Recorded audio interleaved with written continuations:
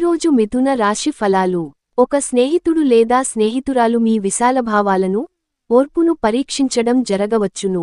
మీ విలువలను వదులుకోకుండా జాగ్రత్తపడండి. ఇంకా ప్రతి నిర్ణయం తీసుకునేటప్పుడు సహేతుకంగా ఆలోచించి ముందడుగు వేయండి.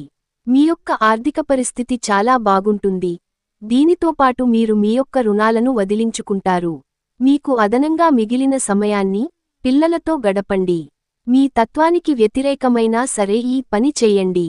పని ఒత్తిడి మీ మనసును ఆక్రమించుకున్నాగాని మీ ప్రియమైన వ్యక్తి బోలెడు రొమాంటిక్ ఆహ్లాదాన్ని తేవడం జరుగుతుంది.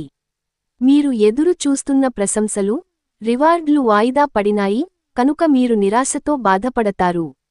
కాలం విలువైనది, దానిని సద్వినియోగము చేసుకోవటం వల్లనే మీరు అనుకున్న ఫలితాలు సంభవిస్తాయి.